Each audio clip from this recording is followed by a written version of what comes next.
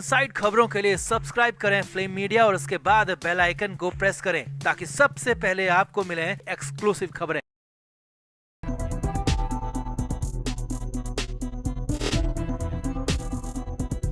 अहमदाबाद में air India का बहुत भयानक दर्दनाक हादसा हुआ है, जिसके बाद भारत में ही नहीं बल्कि ब्रिटेन और पुर्तगाल में भी कोहराम मच गया है, क्योंकि वहां के भी बहुत सारे यात्री इसमें सवार थे। ये विमान अहमदाबाद से लंदन जा रहा था और इसमें 242 पैसेंजर थे। और इन सब के साथ क्या हुआ ये आप तस्वीरों और वीडियो में देख चुके हैं। कितना दर्दनाक मंजर रहा है वहाँ का। लेकिन इस सबसे परे महाराष्ट्र के राज्यसभा सांसद संजय राउत ने इस हादसे पर ऐसी बात बोल दी है जिसको सुनकर हर किसी का खून खोल उठेगा। संजय राउत ने इस हादसे को साजिश बता दिया, राजनीतिक साजिश बता दिया और इस हादसे को प्री प्लान तक कह दिया। तो आपको भी संजय राउत का पूरा बयान जो सामने आ रहा है उसकी पूरी खबर दिखाते हैं। आप भी वीडियो को शेयर करें और अपनी राय कमेंट बॉक्स में जरूर दें।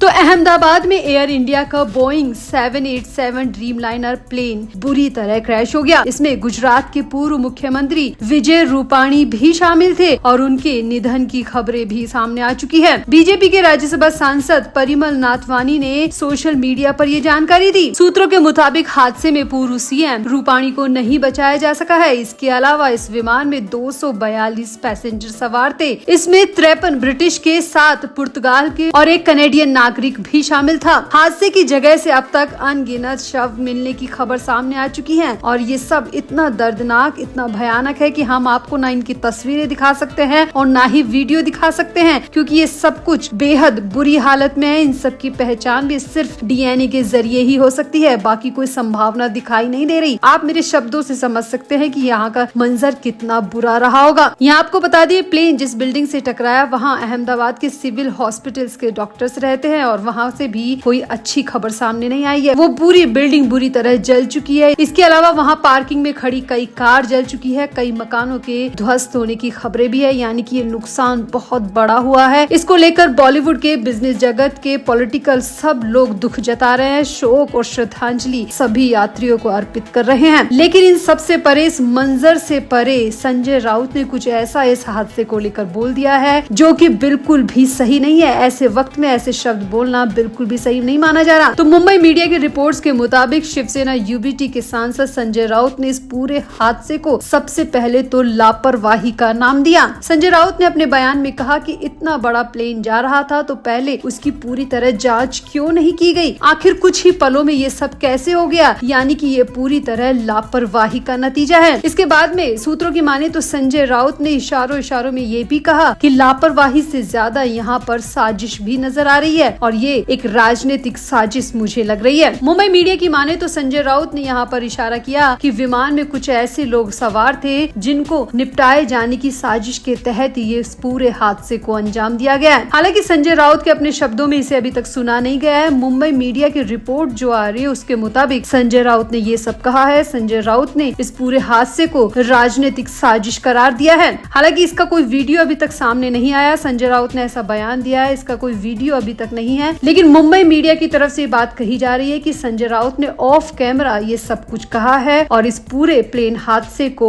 राजनीतिक साजिश करार दिया है। यहाँ आपको बता दें, एयर इंडिया की फ्लाइट नंबर A1171 ने दोपहर के 1:38 बजे उड़ान भरी थी और 2 मिनट बाद 1:40 पर ये क्रैश हो गई। जानकारी के मुताबिक विमान एयरपोर्ट की दीवार और एयर कस्टम कार्गो ऑफिस के पास क्रैश हुआ। विमान के गिरते ही पूरे इलाके में धुएं का गुबार उठ गया और बहुत बुरी तस्वीरें सामने आई। हादसे के बाद में तुरंत रेस्क्यू करना शुरू कर दिया गया। अलग अलग जगह झुलसे हुए लोगों को अस्पताल पहुंचाया गया। एम्बुलेंस की आवाज से पूरा शहर दहल उठा। ये बहुत बुरा हादसा हुआ। इस हादसे पर हर कोई अपना अफसोस जता रहा है। बॉलीवुड के अक्षय कुमार हो, वरुण धवन हो या फिर पॉलिटिकल जगत से पीएम नरेंद्र मोदी हो, गृह मंत्री अमित शाह हो, सबने इस हादसे पर दुख जताया है और जो पैसेंजर सवार थे उनको श्रद्धांजलि भी अर्पित की जा रही है। लेकिन वाकई में ऐसे में संजय राउत का ये बयान, संजय राउत के ये बिगड़े बोल किसी को भी गुस्सा दिला सकते हैं। तो आपको क्या लगता है, संजय राउत क्या अपनी जुबान पर कंट्रोल नहीं रख पाते? क्या वो बिना सोचे समझे कुछ भी बोल देते हैं? विमान हादसे को राजनीतिक साजिश करार देना संजय राउत की किस तरीके की मानसिकता को दर्शाता है? आप भी अपनी राय कमेंट बॉक्स में जरूर दें और वीडियो को भी शेयर करें।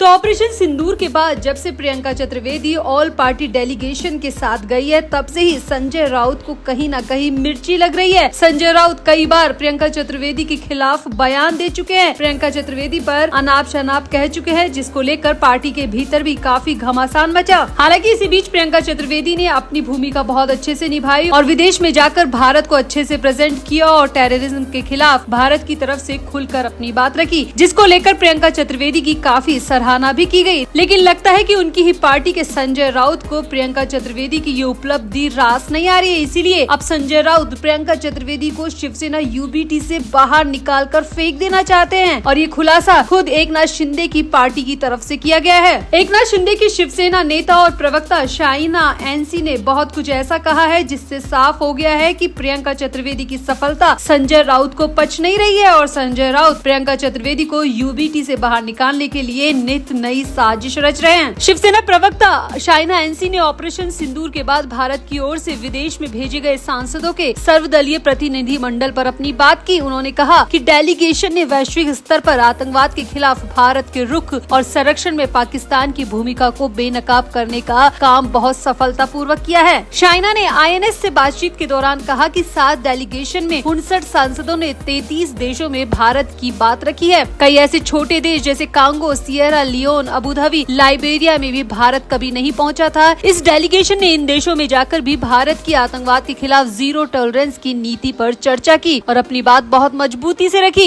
इस दौरान शाइना एनसी ने प्रियंका चतुर्वेदी की खुलकर तारीफ की और कहा कि प्रियंका ने जिस तरह से अपने डेलीगेशन में अपनी भूमिका निभाई है वो काबिले तारीफ है। उन्होंने जिस तरह से अपनी बात विश्व के मंच पर रखी वो वाकई में तारीफ करने लायक है, क्योंकि उन्होंने भारत की आतंकवाद के खिलाफ जीरो टॉलरेंस को बहुत ही सौम्यता से, बहुत ही सभ्यता से सबके सामने रखा और उनके लिए बहुत तालियां भी गूंजी। यहाँ पर शाइना एनसी ने संजय राउत के बयान पर भी प्रतिक्रिया दी और शाइना एनसी ने कहा कि संजय राउत बेवजह की बातें करते हैं। डेलीगेशन बड़े देश में गया था, भारत की भूमिका तो विश्व में गई थी कि हम आतंक के खिलाफ है, पाकिस्तान को बेनकाब करने का काम पूरे विश्व में हुआ। संजय राउत को मौका नहीं मिला, इसलिए वो प्रियंका चतुर्वेदी की इस उपलब्धि को पचा नहीं पा रहे हैं। शाइना एनसी ने कहा कि संजय राउत चाहते थे कि उन्हें इस डेलीगेशन में भेजा जाए, लेकिन डेलीगेशन के लिए उनकी पार्टी की दूसरी नेता को चुना गया। यही बात संजय राउत को अभी तक अखर रही है। यहाँ आपको बता दें कि संजय राउत ने हाल ही में ये बयान भी दिया था कि ये डेलीगेशन छोटे छोटे देशों में गए हैं, ऐसे देशों में जिनके नाम भी नहीं सुने। और इसी को लेकर शाइना एनसी ने कहा कि देश छोटा हो या बड़ा, लेकिन भारत की बात को 33 देशों में पहुंचाना बहुत जरूरी था और हमने इसे सफलतापूर्वक पहुंचाया है। संजय राउत सिर्फ इस बात से खफा है कि उन्हें मौका क्यों नहीं दिया गया, उनकी पार्टी की प्रियंका चतुर्वेदी को मौका क्यों नहीं दिया गया। अब शाइना एनसी के इस बयान के बाद में ये भी सामने आया है कि संजय राउत अब प्रियंका चतुर्वेदी को पार्टी से दूर करना चाहते हैं, पार्टी से बाहर निकालना चाहते हैं, क्योंकि हाल ही में उद्धव ठाकरे ने एक बहुत ही महत्वपूर्ण मीटिंग का आयोजन किया था और ये मीटिंग बीएमसी चुनाव को लेकर थी। लेकिन संजय राउत ने इस मीटिंग के बारे में प्रियंका चतुर्वेदी को खबर तक नहीं की। सोर्सेस के मुताबिक मीटिंग को लेकर सभी को बुलाने का जिम्मा संजय राउत के ही सर पर था, लेकिन संजय राउत ने प्रियंका चतुर्वेदी को इस मीटिंग के बारे में बताया ही नहीं। अब ये सब कुछ संजय राउत ने साजिश के तहत किया है। क्या वो प्रियंका चतुर्वेदी को वाकई में पार्टी से दूर करना चाहते हैं ये तो पता नहीं, लेकिन शाइना एनसी के इस बयान ने बहुत बड़ा खुलासा कर दिया है कि संजय राउत प्रियंका चतुर्वेदी की सफलता को पचा नहीं पा रहे हैं। तो आपका संजय राउत के इस पूरे बर्ताव पर क्या कहना है? आप भी अपनी राय कमेंट बॉक्स में जरूर दें और वीडियो को भी शेयर करें।